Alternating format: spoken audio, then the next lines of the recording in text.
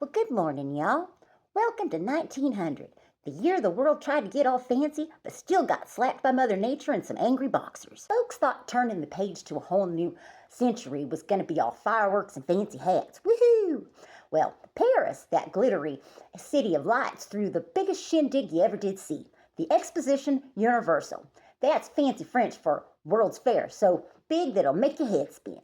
Over 50 million people, yes, 50 million, flocked to Paris from April to November.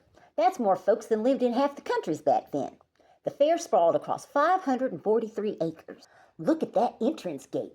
Art Nouveau swirls and statues taller than a pine tree. The Eiffel Tower standing proud in the back like it owns the place, which she kind of did since they built her for the last fair in '89. They had escalators. Yep, moving stairs. And talking films where pictures actually made noise. But the real hoot, the moving sidewalk, darling, called the Rue de l'Avenir. Street of the future. Fancy, right? There was 3 lanes, one standstill, one mosey slow, and one zooming at 6 miles an hour. Folks stepped on like, whoa, Nelly, and half of them fell right over trying to switch lanes. Pickpockets loved it. Made stealing easier than shooting fish in a barrel. See that fancy walkway looping around?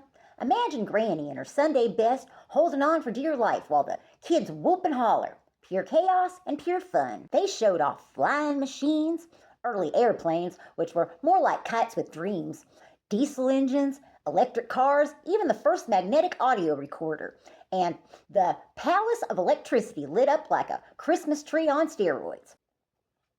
Mirrors everywhere, water shows at night, the whole shebang, glowing with La Fée Electricité. That's fairy electricity. Sounds magical, don't it? But wait, there's more. They ran the second modern Olympics right there in Paris, too.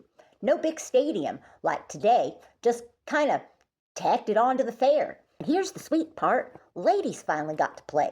Tennis and golf for the women, folk. No roughhousing yet, just polite whacking at balls in long skirts. Look at these gals. Charlotte Cooper smashing tennis balls like she means it, and Margaret Ives Abbott winning gold in golf without even knowing it was the Olympics at first. True story, she thought it was just a side tournament. Took till 2016 for women's golf to come back. That was a long wait. But here's the funny part, y'all. While Paris was riding moving sidewalks and watching moving pictures, most regular folks back home, especially the country types, were still riding horses and reading by kerosene lamps and thinking electricity was something only rich people fooled with. Progress was knocking at the door, but it hadn't quite come inside yet. 1900 felt fancy in Paris, but the rest of the world was still hitching up the wagon. So there you go.